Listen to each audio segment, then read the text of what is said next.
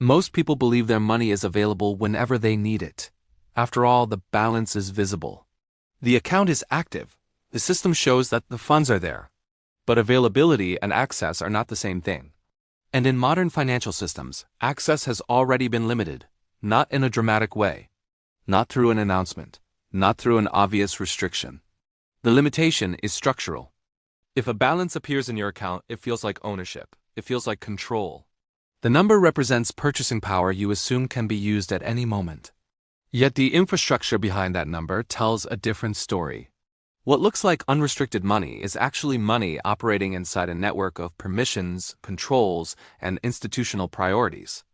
And those priorities are not always aligned with individual autonomy. Understanding this requires stepping away from the surface of banking and looking at how the system itself functions. Modern money rarely exists as physical currency. The vast majority of monetary activity takes place inside digital ledgers maintained by banks and financial institutions. Deposits move through payment networks, clearing systems, and regulatory frameworks that determine when and how transactions occur. This structure creates efficiency, but it also introduces a quiet condition. Access is mediated. The mechanism behind that mediation begins with the nature of a bank deposit.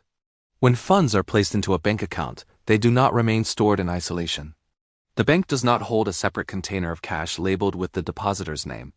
Legally and operationally, the deposit becomes part of the bank's balance sheet. The bank now owns the funds. In return, the depositor receives a claim. This claim appears as a balance in the account. It represents the bank's obligation to provide that amount when requested. In stable conditions, the system fulfills that promise instantly, but the promise itself operates inside a hierarchy. Banks use deposited funds to extend loans, purchase securities, and manage liquidity across financial markets. This process is fundamental to modern banking. It allows credit creation and economic expansion. However, it also means that deposits are constantly circulating inside the financial system. They are not static reserves. They are liabilities supporting a web of assets. In ordinary circumstances, this distinction remains invisible. Transactions clear smoothly, withdrawals occur without friction, and digital transfers move almost instantly. The system feels like direct control over money. Yet the reality is more conditional. Because the deposit is a claim against an institution, the fulfillment of that claim depends on institutional processes. Those processes include risk monitoring, liquidity management, regulatory compliance, and operational controls designed to protect the financial system itself. The system's first responsibility is stability. Individual access exists within that priority. This is where the quiet limitation begins to emerge. Every digital transaction passes through layers of verification. Banks analyze payment patterns to detect fraud. Compliance systems monitor transfers for regulatory violations. Clearing networks coordinate settlements between institutions. Most of the time, these mechanisms operate automatically. Permission is granted without delay. But the presence of those mechanisms means something important. Access is conditional. The system is designed to pause transactions when certain thresholds are triggered. A transfer may be flagged for review. A withdrawal may require additional verification. An account may be temporarily restricted while an internal process is completed. From the perspective of the financial system, these interventions are safeguards. From the perspective of the account holder, they reveal an uncomfortable fact. The ability to use money depends on approval.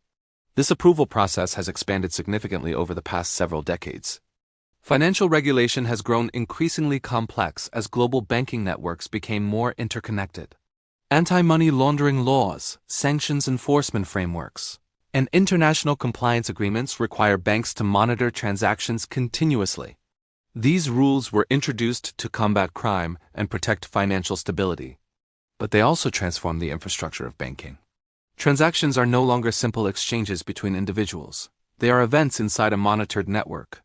Each payment interacts with systems designed to evaluate risk, legality, and systemic impact. These evaluations occur in milliseconds, yet the authority behind them is substantial. If a transaction triggers a compliance concern, the system can stop it. The money remains recorded, the movement stops. The existence of this control is not unusual. In fact, it is fundamental to the modern financial system. Banks operate within regulatory frameworks that require them to intervene when certain conditions appear. Failure to intervene can expose institutions to legal and financial penalties. Therefore, the system errs on the side of caution. This caution manifests as restriction. The restriction rarely appears as a permanent loss. More often, it appears as a delay, a request for documentation, a temporary suspension, a declined transaction. Each of these outcomes reflects the same underlying structure. Access requires authorization. As financial systems become more digital, this structure becomes even more pronounced. Physical cash once allowed transactions outside institutional networks. A banknote could move from one person to another without verification. No digital system needed to approve the exchange. Cash provided a degree of financial autonomy. But the role of cash has steadily declined. Electronic payments dominate modern economies. Online banking, card networks, mobile payment systems, and digital wallets now handle the majority of transactions. Every one of these systems operates through centralized infrastructure. Centralized infrastructure requires rules. And rules create limits. Those limits are not usually visible because the system functions smoothly most of the time. Transactions clear quickly. Payments are approved instantly. Access appears unrestricted, but the ability to intervene remains embedded in the system. The presence of that ability shapes how financial institutions manage risk. Consider the role of liquidity inside banking. Banks must ensure that they have enough liquid assets to satisfy withdrawal requests and payment obligations. Liquidity shortages can trigger financial instability. If depositors lose confidence and attempt to withdraw funds simultaneously, banks may struggle to meet demand immediately. To prevent this outcome, institutions maintain complex liquidity management systems. These systems monitor cash flows, settlement obligations, and market conditions continuously. If stress appears, banks adjust behavior. They may tighten lending standards. They may reduce credit lines. They may impose additional scrutiny on large transfers. These actions are designed to preserve stability. But they also demonstrate that access to money is not purely individual. It is influenced by institutional priorities. The deeper the financial system becomes interconnected, the more those priorities matter. Modern banking networks span multiple institutions and jurisdictions. A single international transfer may pass through several intermediary banks before reaching its destination. Each institution involved in the process applies its own compliance checks and risk controls. Any one of them can pause the transaction. The pause may last minutes, or hours, or days. During that time, the funds remain visible in the account. Yet they cannot move. The limitation becomes clear. Access is not absolute, it is contingent. Historical episodes illustrate how quickly these mechanisms can expand during periods of systemic stress. During banking crises, authorities have sometimes imposed withdrawal limits to prevent rapid outflows of deposits. These limits are not intended to confiscate money.